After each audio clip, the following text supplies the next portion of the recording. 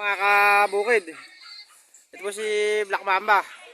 Hello po, welcome po to my vlog. Ako po si Black Mamba. Ito. Ito po yung aming napitas na talong. Ito po, saka yung sili. So may bagong recruit po kami. Ito po, si Chang. Ayan po. Yan. Talikod po na iya. Ito po yung pa-isa. Bagong recruit. Yan. Bagong recruit. Pa-isa yun.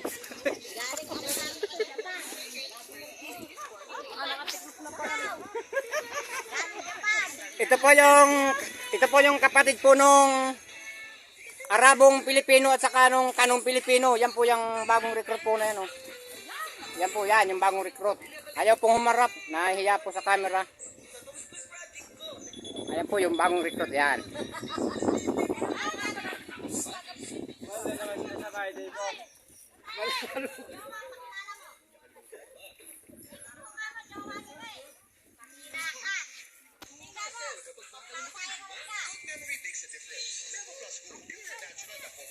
Ayan po, paki-subscribe na lang po ang aking YouTube channel, Black Mamba po ng Bulacan. Ayan po yung aming talong na napitas. Tutukan po natin ng camera yung aming recruit. Yung pong kapatid po ng Hapon na Pilipino. Ayan po, yan. Ayan po yung kapatid.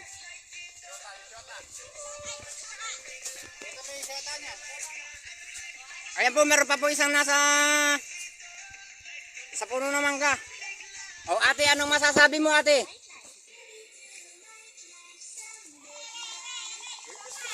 Ayan pa po yung isa, may dumarating pa pong isa, naka Suzuki Rider po. Kumakalantog pa puntang Butcho.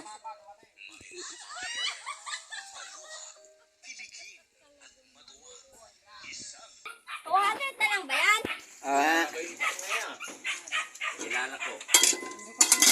Tayo ngayon sa Kubo, ayan po sila. Ayan. Yan po yung pala si Kain. Boss manager ano? si Madam, yung may-ari po ng Madaming utang. Madaming Madaming utang. Ayan po, yan. So lipat po tayo doon sa kabila sa pinuntahan natin kanina. Doon po tayo. Like na like. Ayan po yung sapitas namin na ano, medyo madami-dami po kaya inabot na po kami ng alauna na po ng hapon kaya inabot na po kami yung discourse na po ng pamimitas. So dito na lang po natin lalagay muna itong camera na para po makita nyo.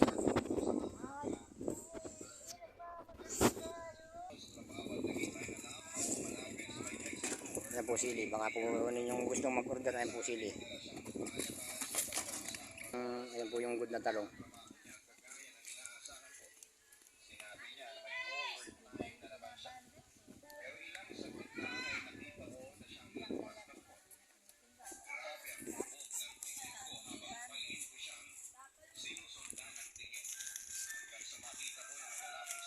Ayan po, 10 kilos po.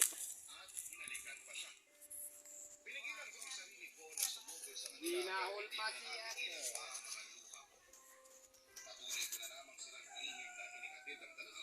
hanggang sa makasakay na sila ng taxi at tuluyang mawala sa paningin ko. Kinimkim ko pa rin ang lahat ng iyon at nagbulag-bulagan ako sa panliloko ng asawa ko.